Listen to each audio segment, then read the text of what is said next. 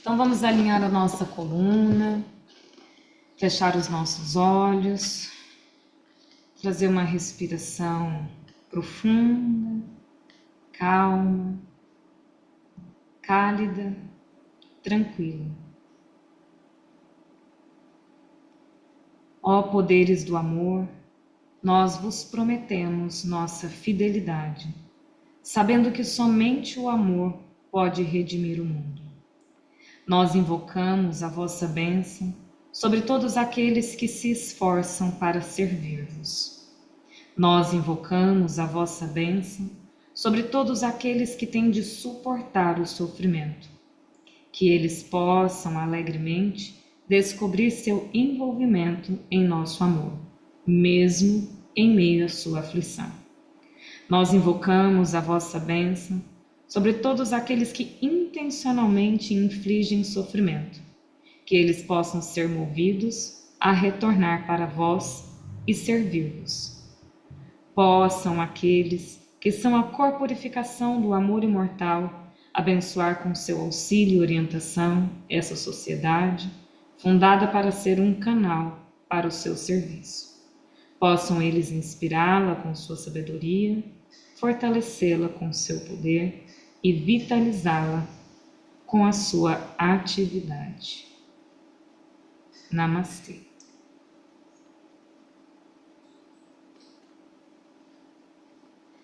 Grata, Ricardo.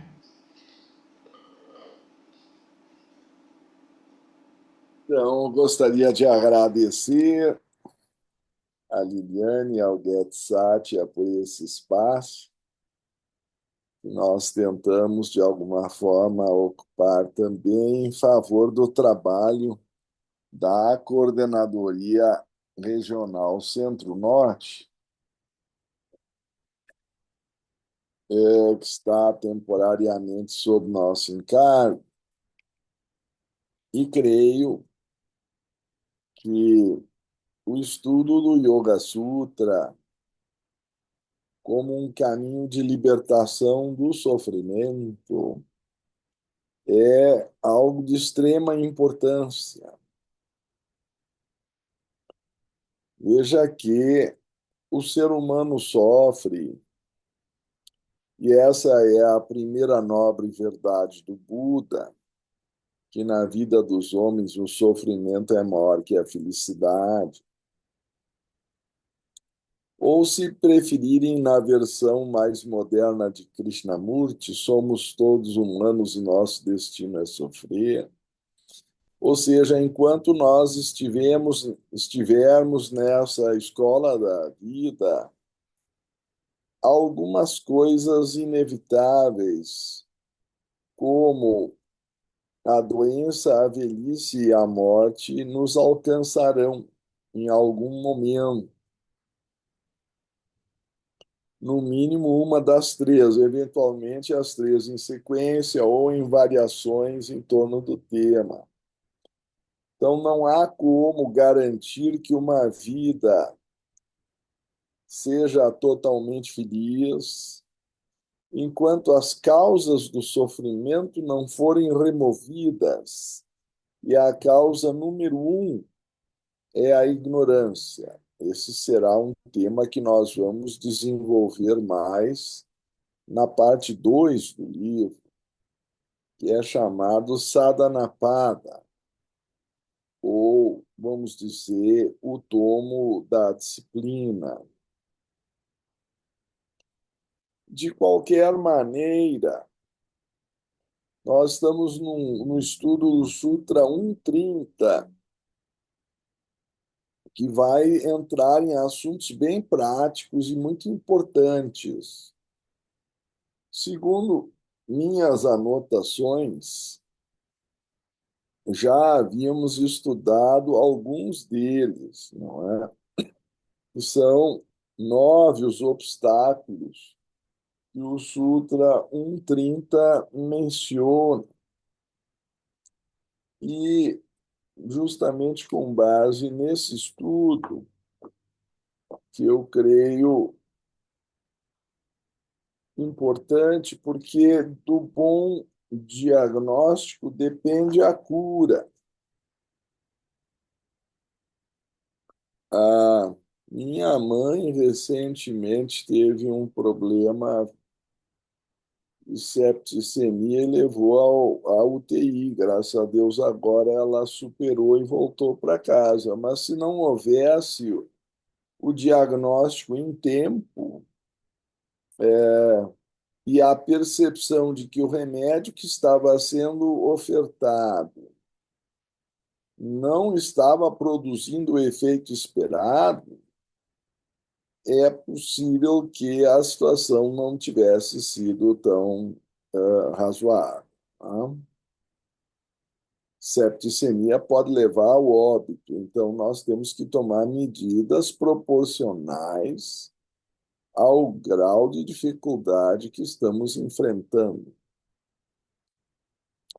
A maioria das pessoas sofre, mas usa como uma estratégia muito humana fugir do sofrimento. Então, existem assuntos proibidos, como a morte, ou se evita falar em certas doenças, ou mesmo estando doente, a coisa não é revelada.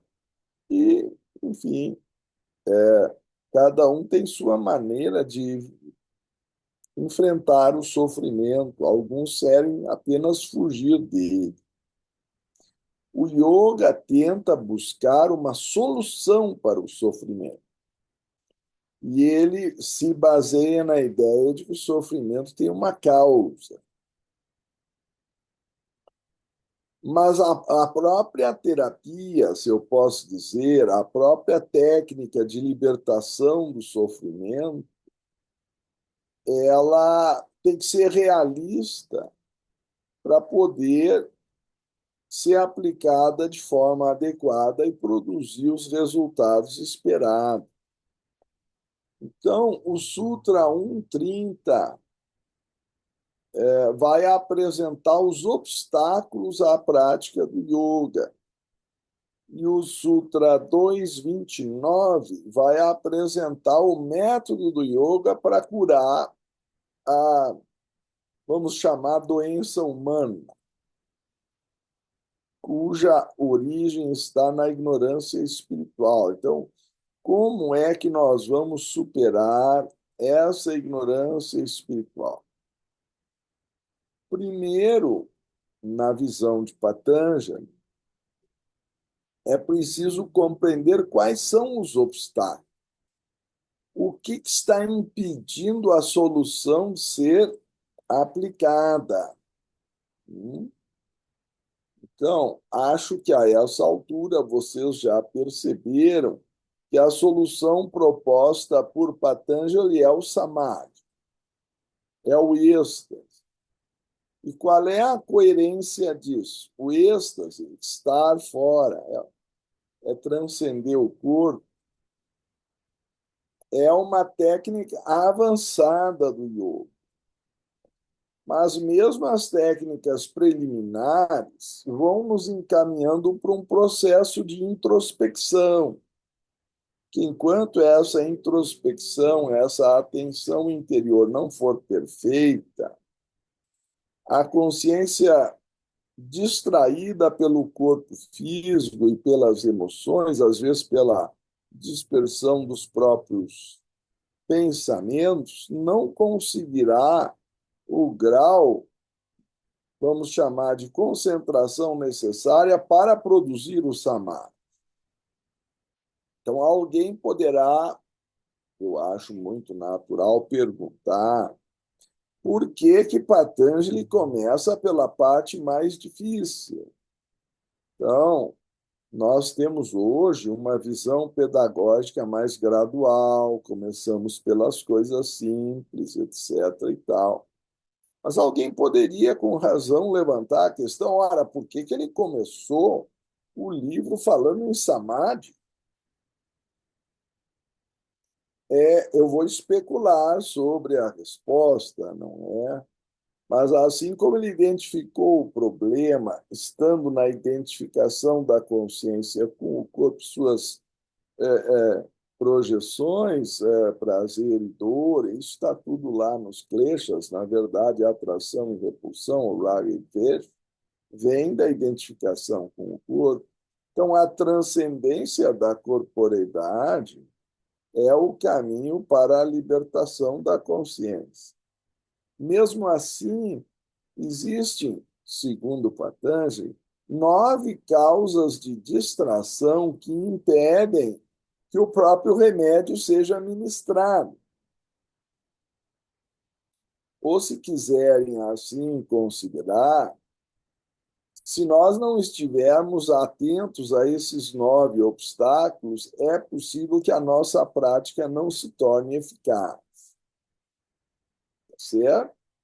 Então, eu considero o Sutra 1.30 de extrema importância. Talvez, por uma questão pedagógica, o Fernando possa pôr o 1.30 para nós.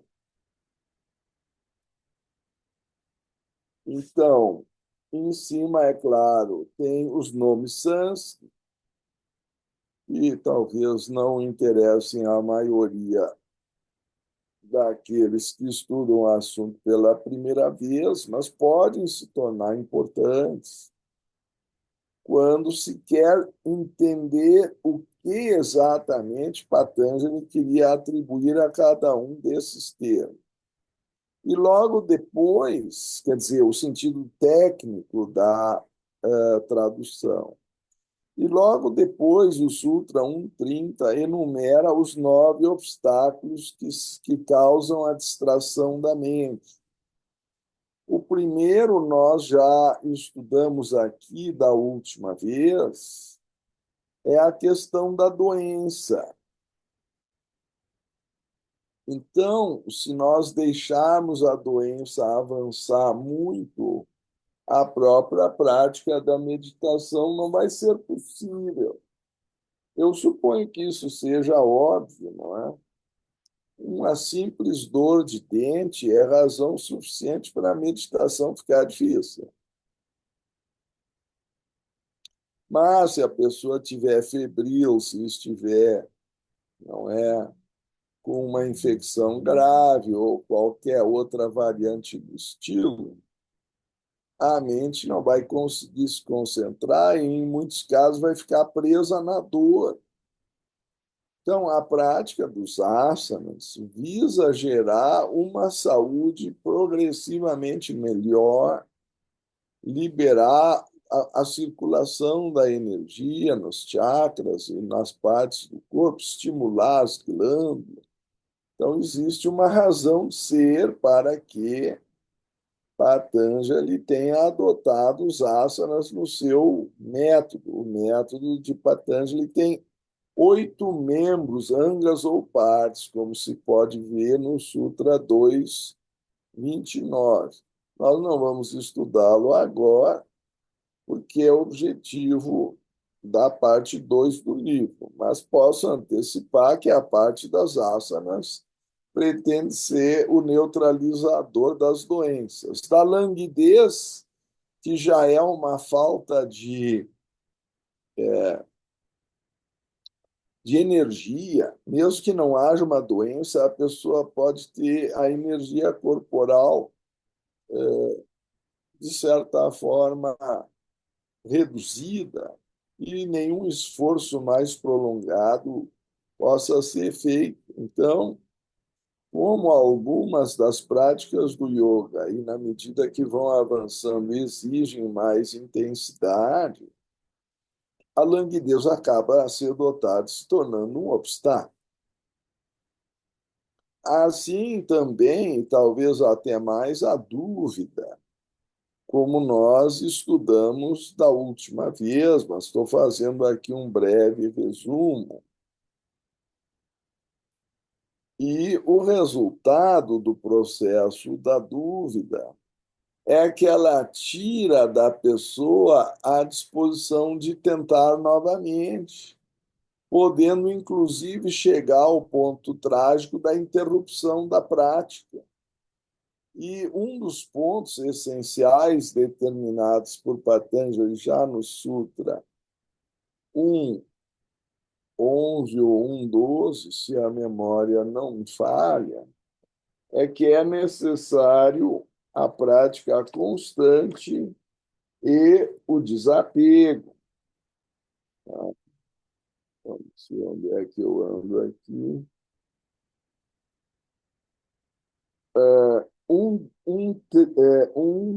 Supressão é a prática. É 1,12. A sua supressão das modificações da mente, né, é obtida pela prática constante ou persistente, chamada abhyasa. Eu estou vendo que no sânscrito o aço se tornou separado do biasa. Não sei se isso é dessa edição, mas é com certeza uma má disposição das letras. Aqui no E Kindle, aqui às vezes é um pouco antiga, a versão muda um pouco aqui. tá certo. E também está sem os acentos, aí, enfim, os diacríticos. E Abhyasa e Vairagya, geralmente traduzidos por prática constante ou prática persistente, e pelo desapego. Então, se a dúvida está estabelecida, é muito provável que ocorra uma ruptura da prática, que a pessoa perde a motivação. Então, vocês vejam que não estamos aqui preparando ninguém para uma fé cega, porque essa também não dá bons resultados, ou às vezes leva ao fanatismo. O que nos interessa é o conhecimento da técnica, de modo que nós possamos compreender por que, que algum elemento está falhando. E isso está relacionado à compreensão dos 9 obstáculos que foram aqui enumerados. Então, um dos obstáculos da pessoa pode ser a dúvida. E isso se resolve com um estudo. Por isso que um dos elementos do yoga preliminar é chamado de svadhyaya, às vezes traduzido por autoestudo, mas, enfim, é geralmente chamado de estudo das escrituras sagradas, né? Ou dos Yoga Shastras, que são as escrituras do yoga. Enfim, o próprio segundo objetivo da sociedade teosófica tenta dirimir isso pelo estudo de religião comparada à filosofia e ciência, que é assim encorajado pelo segundo objetivo. Então, não está desenvolvendo aqui nada novo, mas se as dúvidas não são esclarecidas, a pessoa pode perder a motivação e interromper a prática. E aí, com certeza, os resultados não virão. Outro problema ocorre, como nós havíamos já mencionado, da negligência, ou usando a expressão brasileira, popular, levar de barriga, ou com meia boca, ou fazendo mais ou menos. Então, se não há uma real entrega ao processo da prática, é pouco provável, para não dizer quase certo, que os resultados não virão. E, inclusive, quando feito com muita negligência, até efeitos perigosos podem ocorrer e a prática até produzir efeitos daninhos. E isso, então, tem que ser conhecido, é o que se supõe que haja sido resolvido com os vadhyayas superando a dúvida e depois praticado com cuidado. Negligência é descuido, certo? Eu costumo mencionar o caso, não sei se de todo aplicável, que alguns talvez já tenham esquecido, mas enquanto a minha memória ainda funciona, vamos usá-la, né? Da menina que estava com diarreia e vômitos, e ficando desidratada, foi levada pelo pai ao SUS para tomar um soro. Até aí eu acho que é uma coisa relativamente simples, a não ser o fato de que soro é uma coisa que entra na veia, né? Não está passando pelo sistema digestivo. Daí que a filtragem e a digestão não estão acontecendo. Então, é uma tecnologia que exige um certo grau de asepsia, cuidado, etc. E parece que era uma auxiliar de enfermagem lá, ou eu suponho que uma principiante, pelo amor de Deus, injetou vaselina líquida na menina, na adolescente, e ela foi ao óbito. Aí, como tu vais explicar para o pai da criança ou da adolescente que foi levar a filha para um tratamento relativamente simples e a filha morreu? Aí a explicação dada é que o tal o vasilhame aí, que continha o soro, estaria na prateleira errada e era muito parecido com o outro. Então, mas quer dizer que a moça não leu o que estava injetando na veia da adolescente. Não, não se pode, com certeza, trabalhar nesse nível de negligência com a saúde humana. Não é verdade? Assim, se em estágios mais avançados, como vocês podem ler Kundalini de Gopi Krishna, a energia da Kundalini despertou e tomou o caminho da direita do Pingala Nadi, e ele ficou vários meses entre a vida e a morte com temperaturas muito altas e tentando baixar, e não sabia como, porque lhe faltava o conhecimento básico. Aquilo aconteceu meio que acidentalmente, ainda quando ele meditasse há muitos anos, mas lhe faltava o conhecimento. Alguns criticam os teósofos que estudam demais e praticam pouco. O inverso pode ser mais perigoso, é a pessoa praticar muito e conhecer pouco. Não estou querendo justificar nenhum dos extremos, mas com certeza é óbvio que, para quem conhece um pouco dos canais, deveria saber que o canal lunar é frio e fica do lado esquerdo, e o canal solar é quente e fica do lado direito. Aí correspondem às narinas. Há comentários de que nas mulheres eles são invertidos. Eu, como não enxergo nenhuma coisa nem outra, vou aqui apenas levantar a questão, mas se a pessoa está sentindo um distúrbio porque a energia está para um lado, ela tem que conduzir para o outro. Para isso, a gente pode notar apenas por uma inspiração e expiração profunda na palma da mão, se as duas narinas estão com a mesma quantidade de ar ou não. De vez em quando a gente tem que fazer isso. De vez em quando, ao longo do dia, a gente tem que lavar o nariz. As pessoas lavam as mãos, lavam isso, lavam aquilo, mas o nariz, às vezes, tem gente que não lava nunca. Também não cabe a mim ficar ensinando isso aqui, não é? As de Aulanet é para isso, ou pelo menos na primeira parte do canal, com uma breve absorção enfim, pela água nas mãos.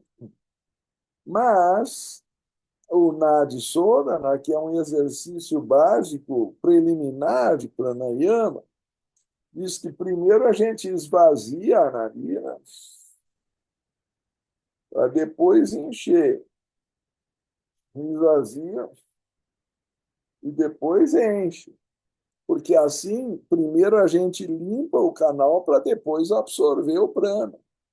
A ideia é fazer nesta ordem, vai alternando aí, sei lá, por 1, 2 minutos, enfim, a respiração alternada, a pessoa vai progredindo nisso.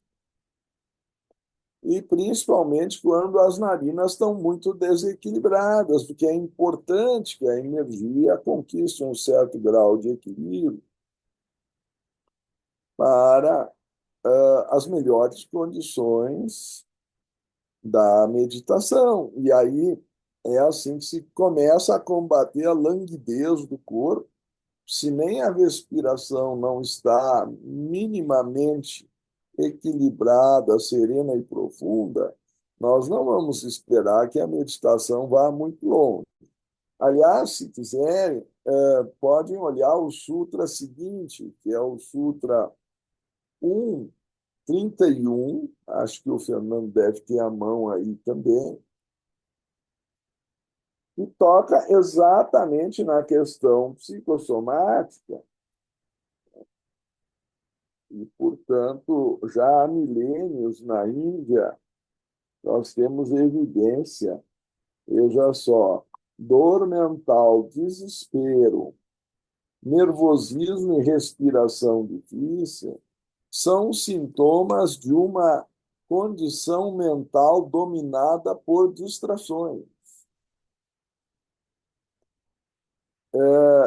Então, todos esses nossos problemas da nossa civilização, a começar pelo que se tornou o mal do século atual, que parece que é a depressão, o desespero pode ser outro nome disso, aí tem o nome sânscrito em cima, né? Mas dukkha é o primeiro e se refere ao que o Buda chamava de dukkha satya, ou a verdade do sofrimento, que há pouco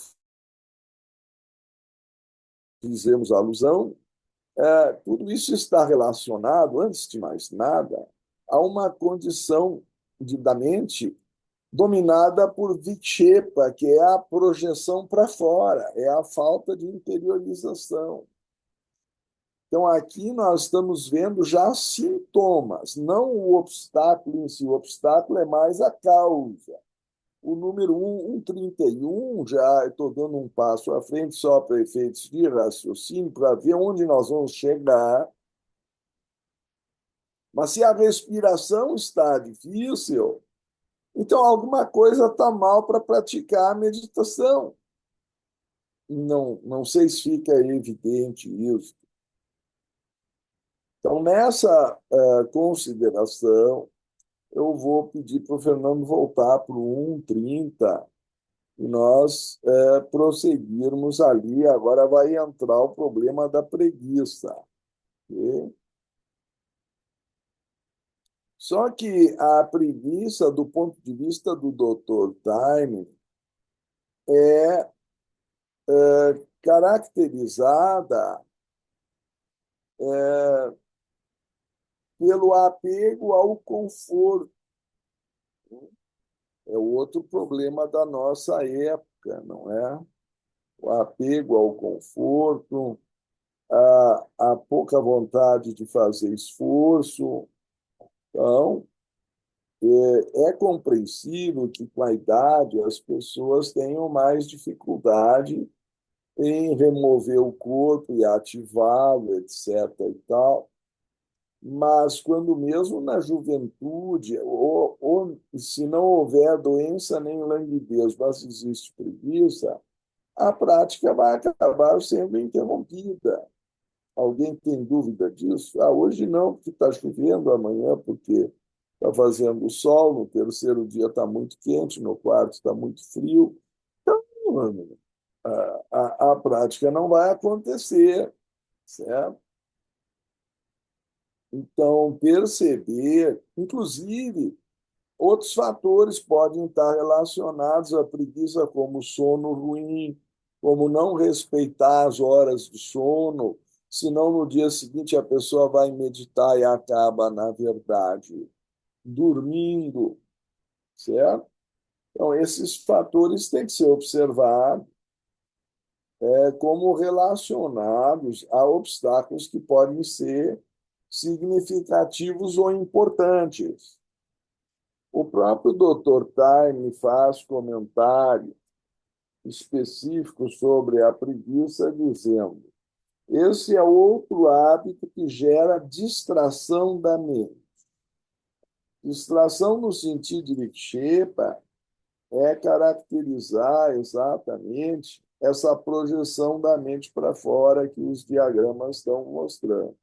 E no item específico número 5 ele diz: embora resulte no mesmo tipo de ineficácia na vida, como no caso da languidez, ainda assim é diferente. É um mau hábito mental, adquirido ao longo de continuada submissão ao gosto pelo conforto e pelas facilidades e pela tendência de evitar qualquer esforço. Então vejam que se esse hábito mental fica muito arraigado, o risco é que a prática seja interrompida. Se assim se pode dizer, a languidez é um defeito puramente físico. Quer dizer, os canais, alguns têm até desvio de septo, e aí a energia não flui da mesma forma nas duas narinas. Aí é uma coisa física. Mas, por comparação, em antagonismo até, Dr. Time diz: enquanto a preguiça é, em geral, uma condição puramente psicológica, o restabelecimento da saúde automaticamente cura o primeiro, no caso, a languidez. Mas o único meio de curar o segundo é uma prolongada disciplina baseada na realização de tarefas duras e difíceis. Então, nós temos que ficar atentos se a preguiça está obstaculizando a nossa prática. Ok? Número 6 foi traduzido aqui como sendo mundanalidade. O homem mundano está tão imerso nos interesses pertinentes à sua vida exterior, isso quer dizer, a mente está projetada para a busca de prazeres no mundo, que não consegue tempo nem mesmo para pensar nos verdadeiros problemas da vida. Em geral, o pessoal mais festeiro e que está em busca da balada e tudo mais, nem quer saber dos assuntos referentes à meditação ou à introspecção. Há muita gente que atravessa a sua existência sem um pensamento sério sobre tais problemas. Aí, de repente, entram em prantos quando chega a doença, a velhice ou a morte, ou não criaram uma estrutura psicológica de preparação para isso. Olha, vocês me desculpem, mas a nossa cultura brasileira, de um modo geral, não está voltada para esses assuntos mais sérios da vida e não nos prepara. À medida que os anos vão passando, se a pessoa não se estruturou e não se preparou, ela poderá não trabalhar bem as restrições que a velhice costuma trazer, tá certo? E, inclusive, por isso mesmo, ela não começou a prática antes, porque ela não quis observar o que viria depois. E, ao contrário, se nós começarmos mais cedo, nós estaremos melhor estruturados para enfrentar essas limitações quando elas vierem. Então, diz o Dr. Time, quando uma pessoa assume a senda do yoga, ou seja, a busca da superação do sofrimento, ou buscar o atingimento de Kaivalya, ou Nirvana, ou o nome que vocês preferirem, Mukti, Moksha, a libertação, como resultado do alvorecer de Viveka, que é o discernimento, e do fato de tornar-se desperta para as ilusões da vida. Ou seja, a ilusão só consegue crescer na medida em que o discernimento estiver adormecido ou for insuficientemente desenvolvido. E a pessoa prefere a ilusão, como, como diz aquele samba Me Engana Que Eu Gosto, tá? Do que ver as coisas como elas são. E me perdoem, mas aí o progresso no yoga fica difícil. Basta perceber que se a mente está só voltada para prazeres mundanos, é isso que a palavra mundanalidade está sugerindo, no mínimo ela está sugerindo. Ou seja, quando uma pessoa assume a senda do yoga como resultado do alvorecer de Viveka ou da compreensão de que no mundo exterior a satisfação é de pouca duração, quando existe, e do fato de tornar-se desperta para as ilusões da vida, o que o Buda chamava de impermanência, tá? O impulso do passado está ainda por trás dela e não é tão fácil cortar os interesses da vida mundana de modo repentino e total. Não estamos querendo aqui que a pessoa vire monge de um dia para o outro, mas ela tem que gradualmente compreender que as coisas do mundo externo não duram e não estão sob o nosso controle. Então, já são dois problemas, tá? Primeiro, que a durabilidade delas é pouca e menor ainda, às vezes, a saúde do corpo para poder se envolver nesses entretenimentos. Então, talvez seja muito interessante certos esportes para algumas pessoas, mas com idade avançada, alguns esportes mais radicais ou violentos não vão ser possíveis. E aí a pessoa vai ficar deprimida, porque ela não consegue mais praticar os esportes que ela praticava. Então, como resultado do alvorecer de Viveka e do fato de tornar-se desperta para as ilusões da vida, o impulso do passado está ainda por trás dela e não é tão fácil cortar os interesses da vida mundana de modo repentino e total. Para isso, oportunamente, vamos falar sobre yoga preliminar, que tem uma intenção gradual de ir nos levando dos interesses externos para uma introspecção, né, para que a mente consiga se concentrar.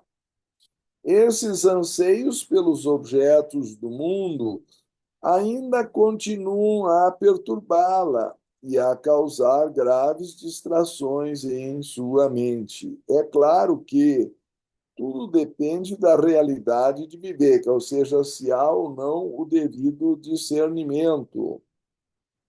Vejam que o discernimento é apenas o primeiro, a capacidade de distinguir entre o que dura e o que não dura, ou, se vocês quiserem, a percepção da impermanência, é a primeira característica no Vedanta ou correspondente na percepção de Dukkha Satya, que é a primeira nova verdade no budismo. Então, os dois vão para e passo ou têm suas equivalências. Se não der o primeiro passo, o caminho não começa. Se eu não estiver convencido de que na vida dos homens o sofrimento é maior do que a felicidade, eu não vou ver nenhuma necessidade de praticar yoga, ou nenhuma necessidade de buscar o nirvana. Esse é o argumento do Buda. Então, na proporção em que esse despertar acontece, é que a senda do yoga, de fato, se inicia. Isso tem lógica. É claro que tudo, então, depende da realidade, eu poderia dizer, da intensidade desse discernimento, desse viver. Se realmente vemos, vamos chamar as ilusões implícitas a essa busca de objetos mundanos, como fortuna, honrarias, nome. Então, tem pessoas que querem ter o nome de uma rua, ou quem sabe que o seu nome seja posto numa placa de bronze na parede, ou quem sabe que apareça num livro, ou sei lá que tipo de reconhecimento, um diploma. E há outros que querem ir para a política para serem eleitos. E cargos que a pessoa deseja ocupar com autoridade, serem respeitadas, tudo isso faz parte, não é? Alguns querem comprar isso com o dinheiro, por isso a importância para alguns da fortuna. Outros, mesmo que não tenham dinheiro, querem pelo menos as honrarias. Hum?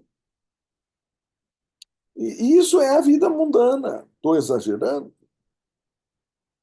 Então, perdemos toda a atração por elas, pelo simples fato de que a pessoa está percebendo que aquilo não dura. E, naturalmente, desistimos de procurá-las. Eu temo que aí não seja um problema do Kindle, está faltando um hífen. Aí já é um problema de português mesmo. Não é com o Kindle exatamente, é com a versão que está no Kindle, uma versão Ah, antiga. A gente sei. precisa avisar a responsável para ela atualizar para a versão nova. Vou fazer isso. Eu vou dar uma olhadinha aqui só para ver como é que está na versão que eu tenho aqui. Eu acredito que esteja correto. Eu vou verificar na minha aqui também. Aqui diz, mas Viveka não é real. Ah, se Viveka não é real. Hum. É que nessa edição de 96 do livro físico, havia uma mudança de linha. E no retirar o hífen da mudança de linha, perdeu-se o hífen que é próprio dessa figura, não é gramatical. Mas se Viveka não é real e é do tipo falso, resultado apenas do pensar entre aspas, isso quer dizer alguma coisa superficial, como frequentemente acontece, eu suponho que vocês saibam, na universidade, o importante é apresentar um trabalho na data para o professor e cumprir o currículo, e aí depois se ganha um título. E como aconteceu comigo, o final a turma se encontrou no fim do ano, depois de ficar 2 semestres estudando sânscrito e tudo no original, e aí a festividade de confraternização ocorreu lá na universidade, numa cervejaria artesanal, coisa que eu nem sabia que existia, mas não vem ao caso. E aí, uma outra menina que era mais dada à prática do yoga e eu fomos os únicos chatos que não ficamos bebendo na tal da confraternização. E eu me pergunto se o pensar ao longo de 2 semestres sobre toda essa filosofia produziu algum resultado para essas pessoas, se elas ainda não compreenderam que o álcool não é compatível com a meditação. Não estou dizendo que se a pessoa estiver alcoolizada, ela simplesmente não deva meditar, mas eu temo que ela não vai conseguir. tudo é uma questão de qual é o teor alcoólico da pessoa. Ela não vai conseguir concentrar a mente em coisa nenhuma, ela não consegue nem parar de pé equilibrada, muito menos dirigir automóvel. Aí sim é uma proibição até legal, que pode pôr vida de outras pessoas em risco. Mas as festas e a vida mundana, olha, é difícil. Eu terminei uma palestra uma vez na cidade do Porto, em Portugal, e aí ofereceram vinho para todo mundo. E porque eu não bebi, ainda me perguntaram, mas nem sequer um dedinho? Eu me pergunto o que que eu fui fazer lá na cidade do Porto, se no final da palestra tudo regado a vinho. Pior foi em Milão, que distribuíram o vinho durante a palestra. Aí eu acho que o pessoal já está noutra. Como é que vão entender algum conceito? Então, vocês não se admirem se as nossas palestras não tiverem um grande público. Tem gente que acha que, meu Deus, a teosofia tinha que ser recebida pelo mundo inteiro, mas tudo bem, eu não me oponho a dar palestra para ninguém, mas eu acho que se as pessoas vêm com um espírito que não reflete sobre a relação de causa e efeito e o que realmente nós estamos procurando, não se admirem depois se a prática não produzir seu respectivo resultado. Então, a mundanalidade, e é difícil uma festa não acabar em bebida. Pergunto se eu estou exagerando.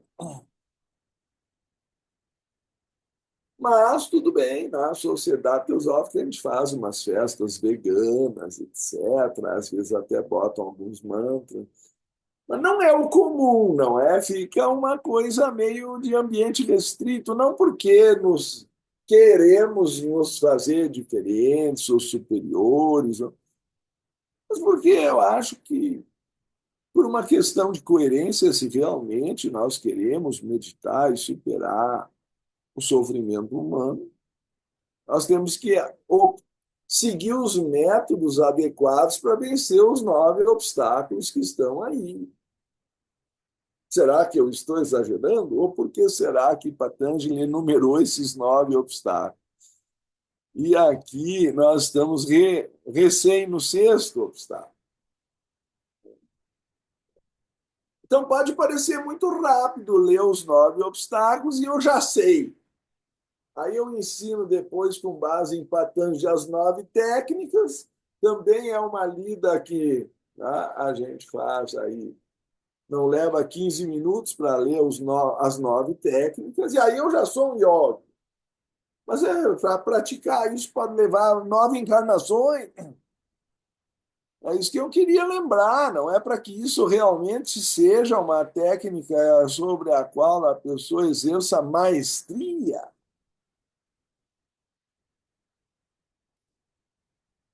Eu compararia a palavra maestria, no caso da música, pelo menos,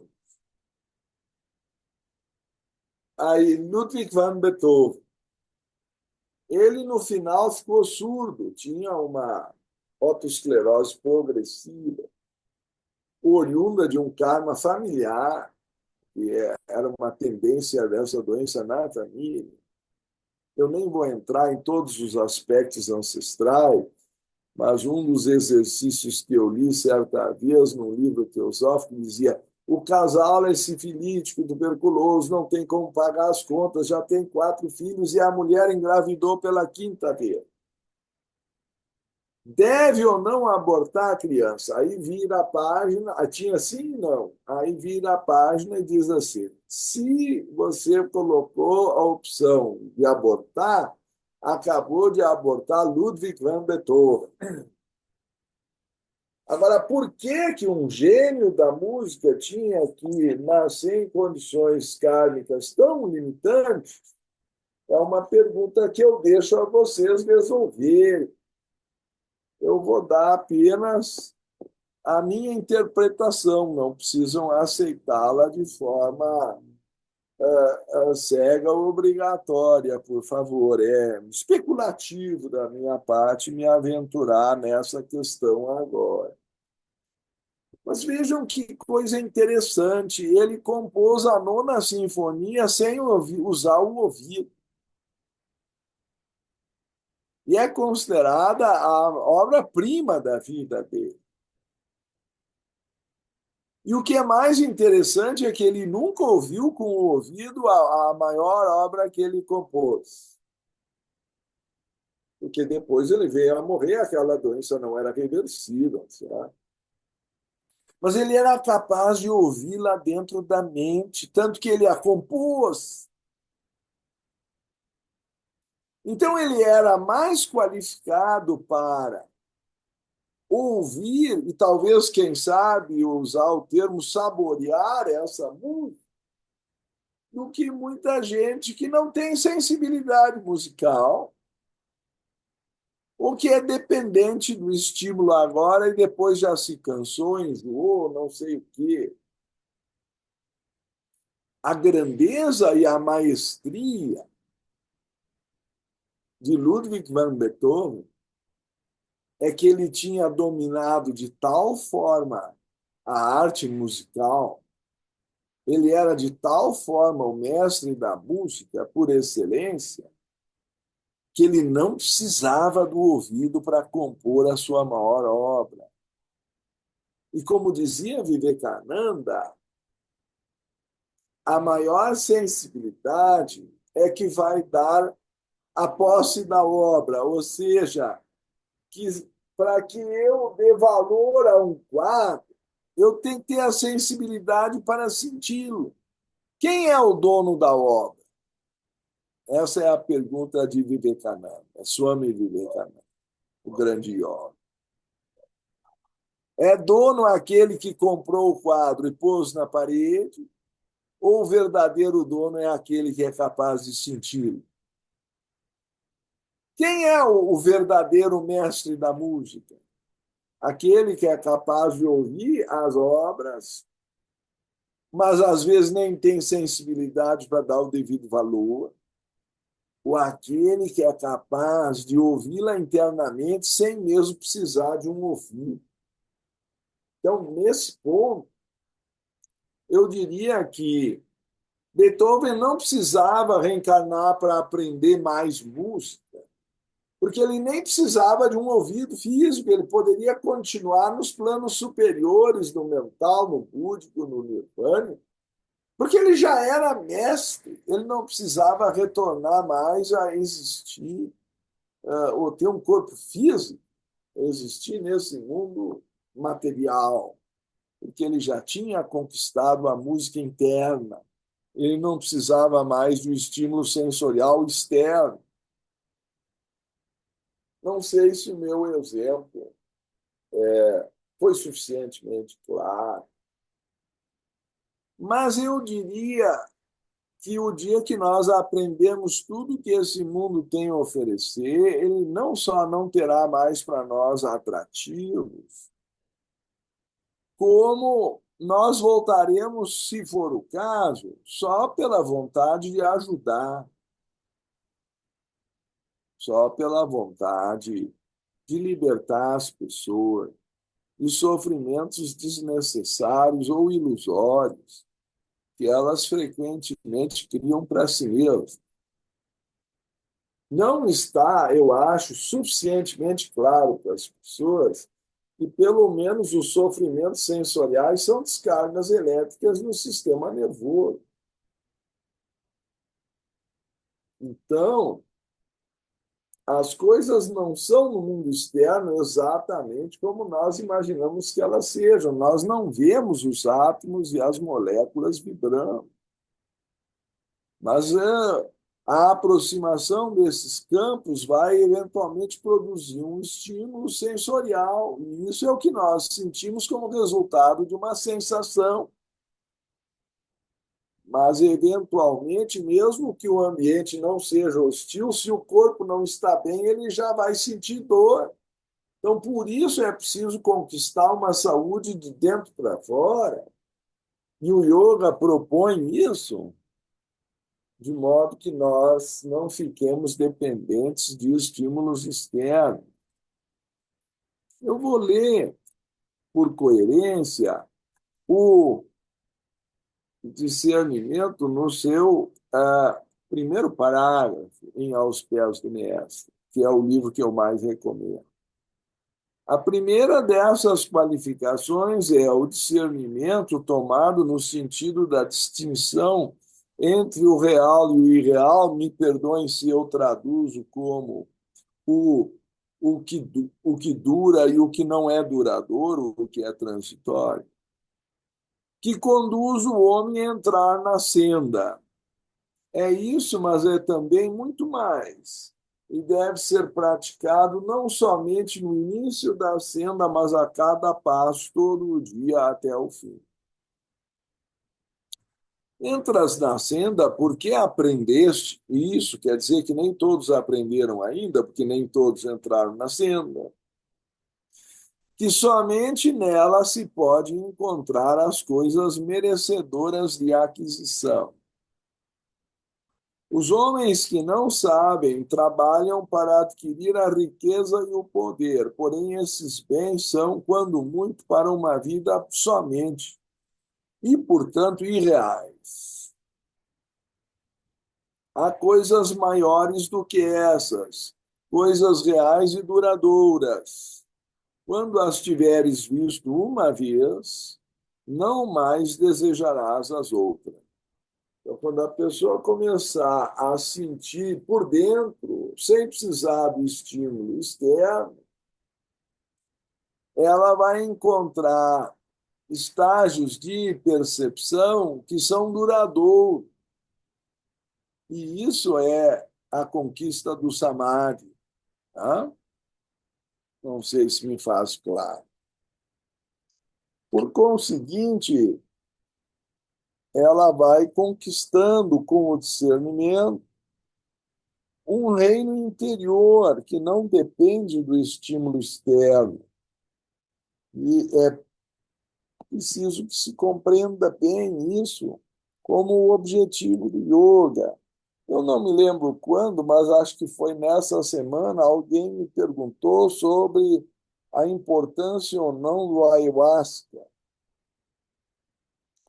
Bom, algum estímulo isso vai produzir, mas enquanto nós estivermos dependentes de estímulos externos, o yoga não vai conseguir nos levar muito longe. Conheço pessoas que se libertaram de drogas sintéticas pesadas com o uso dessas fórmulas mais naturais. Mas isso ainda é uma dependência de estímulo externo, como fica claro no Sutra 4.1. O yoga está preocupado em nos levar a uma total libertação e que a nossa felicidade não dependa de nada externo. Não sei se isso fica claro. Eu acho que para a maioria das pessoas esse não é um assunto totalmente claro, por isso eu me torno, perdão, um pouco repetitivo. Podemos passar para o número 7, que é a ilusão?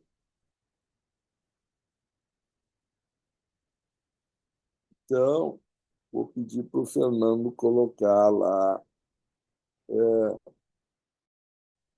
a respectiva passagem do comentário do Dr. Taine, que vai dizer que as pessoas começam a achar que falaram com Deus, aí é o outro extremo.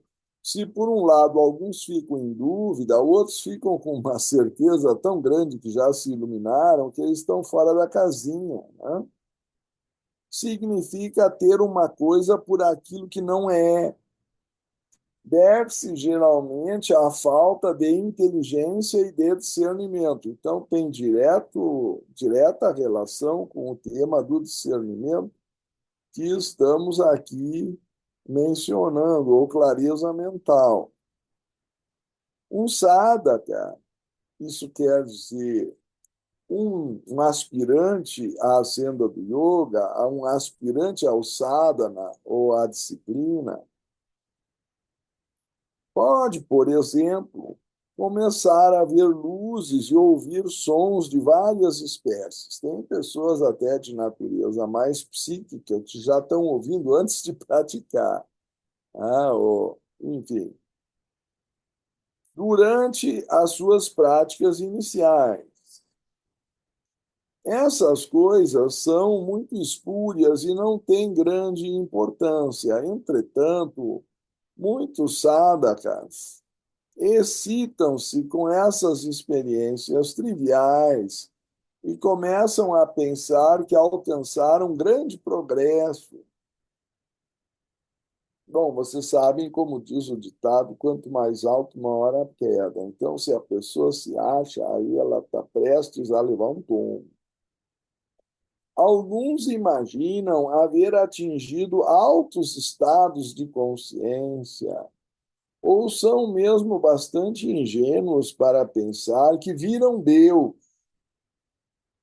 E, enfim, nem vou entrar nesse assunto, tem algumas igrejas que deixa para lá.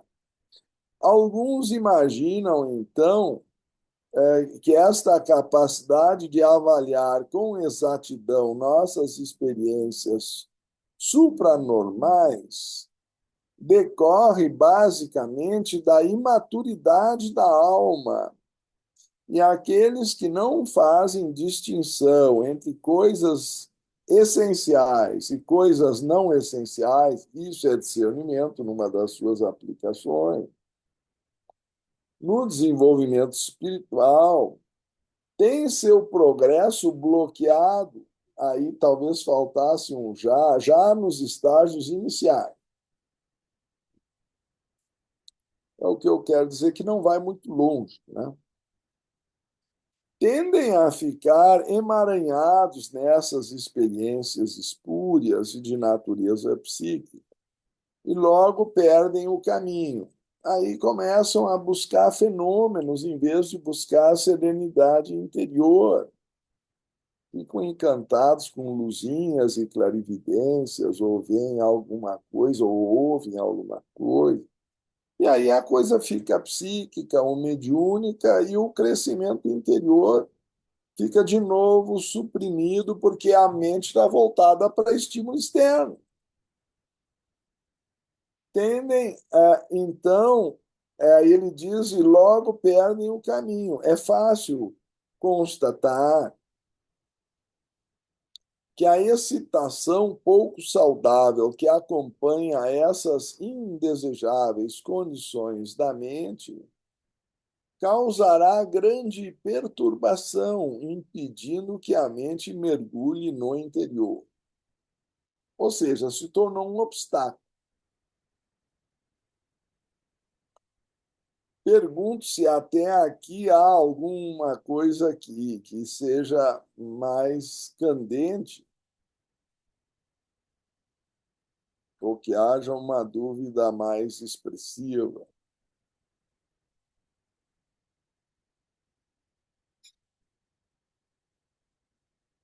Porque o oitavo e o nono obstáculos são de outra natureza, são de natureza de expectativa em relação à aplicação do método do yoga. Cláudia, por favor. Boa noite. Boa noite. Ricardo, eu fiquei curiosa depois da nossa conversa sobre Vivekananda e eu fui fazer algumas pesquisas, até porque eu estava com um pouco de dificuldade de ler a ciência do yoga. E eu descobri que ele não morreu, ele foi embora em Mega Samadhi. Acho que tu está falando de Shankaracharya. É, oh meu Deus do céu, estou confundindo as estações. Shankaracharya. Aí eu Isso. estava eu tava lendo a parte do Samadhi, né? E você também tinha falado do Mahasamadhi da outra semana. Como é, não vou nem perguntar como é possível, assim, como é permitido? Existe essa permissão para, vamos dizer assim, quem já está no estado de desenvolvimento mais avançado? por exemplo, no caso, você comentou que ele era diabético. Vamos supor que aquele corpo Não, não mas quem for. era diabético era o Vivekananda. Quando tu cruza as Ah, duas linhas, vai dar curto-circuito. com certeza. E você sabe que mulher tem um monte de fio desencapado na cabeça, né? Então, quando dá um curto um com o outro, Essas dá, coisas eu não entendo. a minha são todos desencapados. Tá É, certo.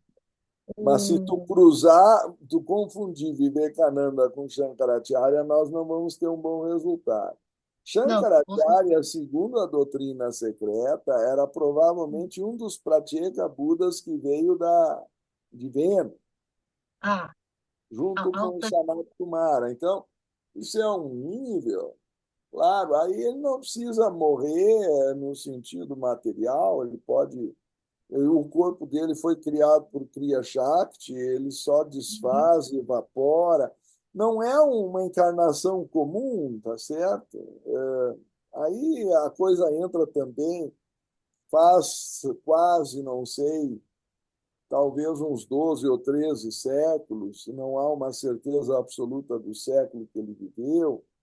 Então a coisa começa a ficar meio mítica, que nem a ascensão do Cristo numa nuvem, aí fica uma discussão que não acaba. Como é que eu vou saber exatamente o que aconteceu? Agora, Vivekananda era Uhum. um yogi que obteve, ao que parece, o Nirvikalpa Samadhi sob orientação de Sri Ramakrishna, é relativamente contemporâneo, morreu na virada do século passado, né? Uhum. E, de fato, com acho que menos de 40 anos, ele morreu porque era diabético. Mas ele também dizia que uma árvore banyan pode viver 300 anos e, mesmo assim, ela continua apenas sendo uma árvore. Então, ele com isso questionava pessoas que viviam muito, mas não tinham realmente navegado na profundidade do Raja Yoga. Karmas existem que podem levar o nosso corpo a desenvolver doenças mesmo, enfim. Ramakrishna tinha câncer no esôfago, Ramana Maharshi tinha câncer no braço, um carcinoma, Krishnamurti desenvolveu câncer no pâncreas. Aí há uma discussão se eles realmente já eram yogis iluminados e absorveram por misericórdia karmas dos discípulos, ou outros vão sugerir que então não eram yogis iluminados. Eu não vou entrar nessa discussão, eu propus as duas questões na minha tese e deixo a discussão em aberto, porque há uma discussão de até que ponto é possível assimilar o karma dos outros, se ela fica em aberto na filosofia oriental.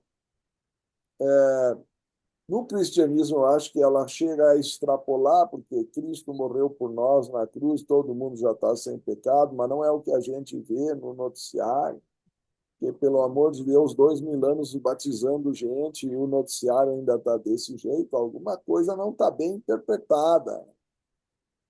Ou será que aquela pureza só dura uma semana depois do batismo e aí vai tudo para um caminho que é melhor não mencionar aqui?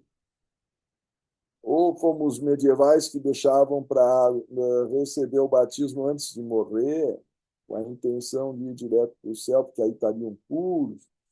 Eu acho que isso entra já num território de superstição, mas que parece que há menções, pelo menos na mitologia, de que Shiva bebeu o veneno, né, dos pecados do mundo e os conteve na garganta, que é o transmutador, o Vishuddha Chakra, e por isso sua garganta ficou azul, que é uma espécie de expiação vicária do karma, quer dizer, por intermediário, mas acho que não assume a dimensão que no cristianismo virou o, o moto fundamental de crer em Cristo para que ele nos purifique. Existem certas verdades esotéricas por trás desses fatos, mas a gente não pode extrapolar completamente fora do limite, porque senão nós vamos chegar a contradições. Uma coisa é uma alegoria ou uma parábola que tenta explicar certos progressos que na aula do mestre ficam mais fáceis. E outra coisa é dizer que o mestre vai caminhar por nós. Isso não acontece. Somos nós que temos que fazer a prática. As condições são facilitadas, claro, se o mestre nos orienta, mas se o discípulo não fizer a prática ou não viver coerentemente, veja que um dos discípulos do Cristo, segundo a tradição, o traiu e supõe que foi escolhido por ele.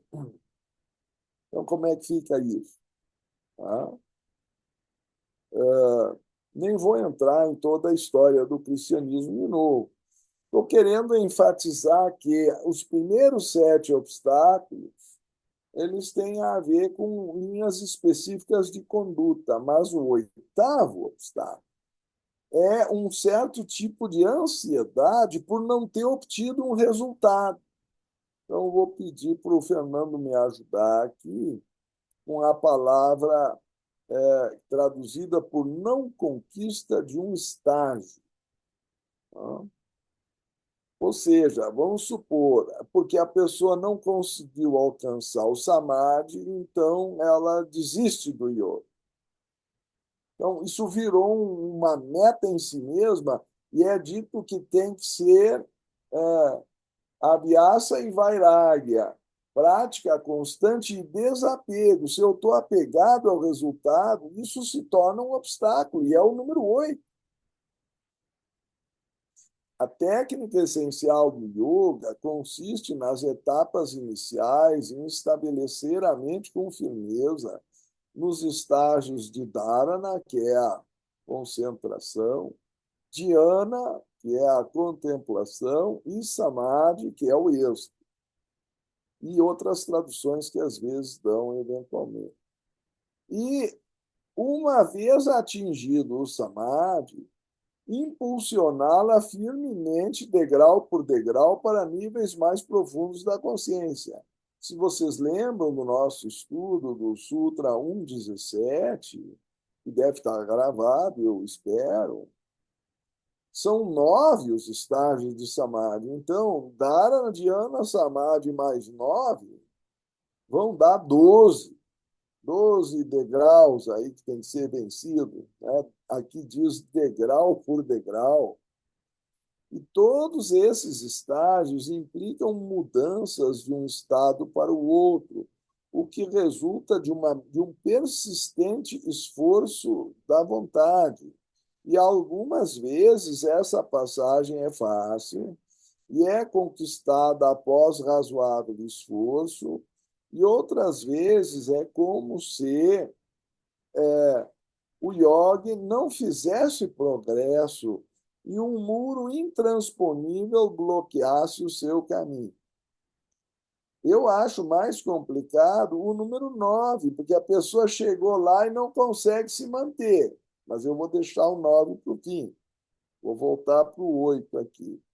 O fracasso em obter uma base no estágio seguinte pode causar distração e perturbação à perfeita equanimidade da mente, a menos que o yogi tenha desenvolvido inesgotável paciência e capacidade de autoentrega. Suponho que isso esteja também relacionado a vairagya, a saber, então, ao desapego ao resultado.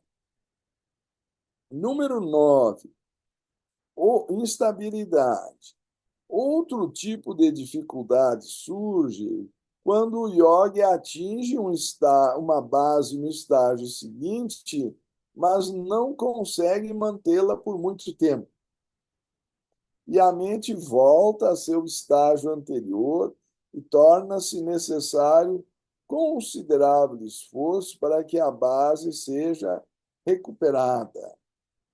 É claro que em todos esses processos mentais, reversões dessa natureza são até certo ponto inevitáveis. Esse é um dos problemas também de Diksha. Por exemplo, Ramakrishna teria dado certos estados de consciência ou iniciação a Vivekananda, já que citaram aqui. E às vezes ele queria de novo, mas sozinho ele não conseguia, ele precisava do estímulo do dedo ou da vontade, não de Sri Krishna, de Sri Ramakrishna, sei lá, no chakra específico,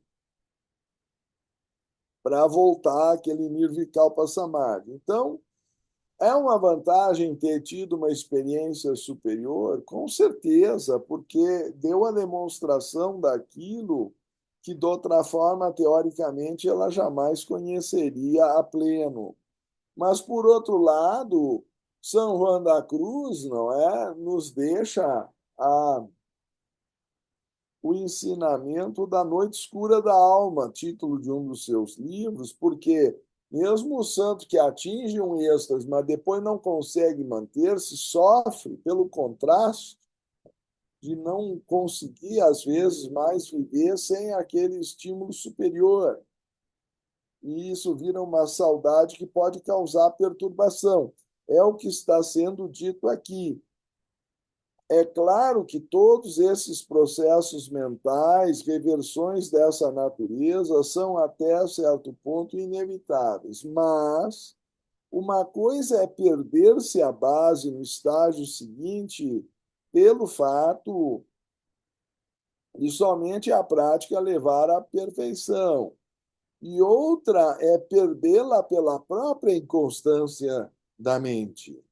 Somente quando a instabilidade decorre da inerente falta de firmeza da mente é que se pode dizer que vikshepa, ou a distração, ou a projeção externa da mente, está presente e é necessário um tratamento especial. Não sei se a elaboração desses 9 estágios ficou razoavelmente clara, se bem que eu considero que o senhor Dr. Time escreveu com mais clareza do que nós podemos aqui acrescentar, mas às vezes, quando a gente dá alguns exemplos e tenta desenvolver o tema, alguma luzinha nova pode aparecer para alguma pessoa e tornar-se a imagem mais viva do que apenas a letra escrita no papel. É com essa intenção que eu acho que as palestras poderão ter alguma utilidade, mas se os irmãos tiverem alguma divergência ou acréscimo ou perguntas, eu estou à disposição.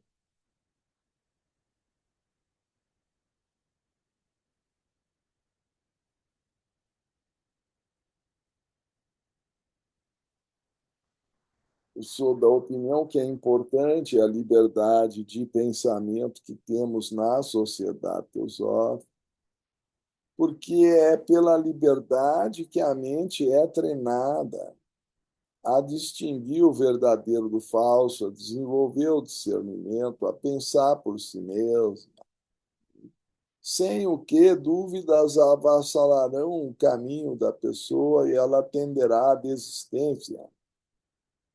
Então, um bom conhecimento teórico também tem o seu valor, embora não substitua a prática, mas seu valor está em incentivar que a prática seja feita. Assim também a força de vontade desenvolvida por tapas ou austeridades, das quais a dieta é uma delas, mas não é a única, também a asana, pranayama, etc. e tal. E a devoção, a capacidade de oferecer tudo que se faz a Deus e, como dizia Narada, de sentir extremo mal-estar ao perceber pelo esquecido.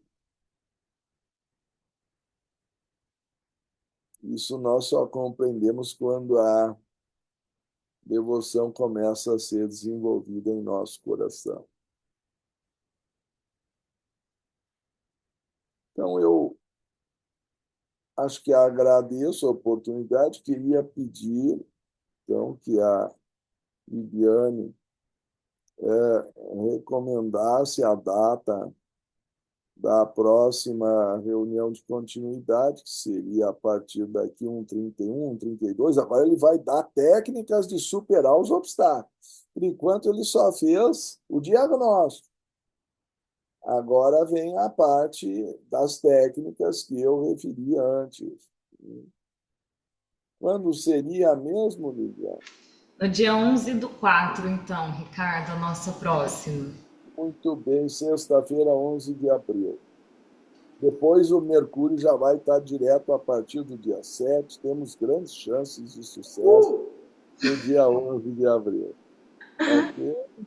Ok, Poderias fazer a nossa meditação de encerramento? claro. Então vamos Por todos favor. mais uma vez alinhar nossa coluna, fechar os nossos olhos, deixando as mãos repousando nas coxas ou quem sabe unindo-as diante do peito, trazendo mais uma vez a respiração consciente, para que a gente possa se distanciar dessas aflições, de qualquer outro tipo de perturbação.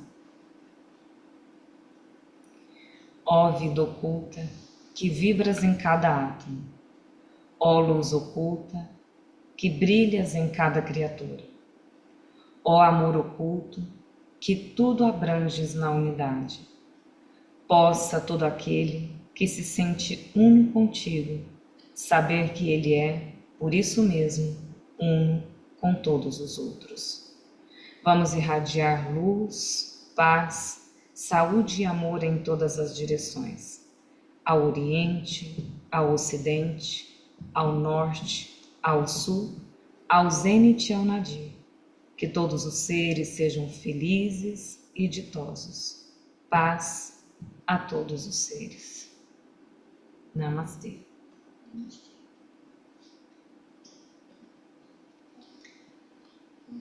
Gratidão, Ricardo, mais uma vez. Grande Muito abraço. bom. Muito bom, como sempre. O seu estudo, a partilha, deixa a gente cheio de titas vrits. Nós... A gente ficou aqui, ó. Tá eu, a Melzinha e o Bruno aqui hoje, com os professores aqui na escola. E a gente tá aqui na escola hoje, a gente ficou aqui super discutindo em cada detalhe, pensando qual dessas doenças a gente possui em maior desequilíbrio. Ai, um caminho árduo pela frente, uma vergonha. Mas gratidão. Fica um abraço a todos. Muito grata, grata a todos pela participação. Nos vemos no dia 11, então. Boa noite.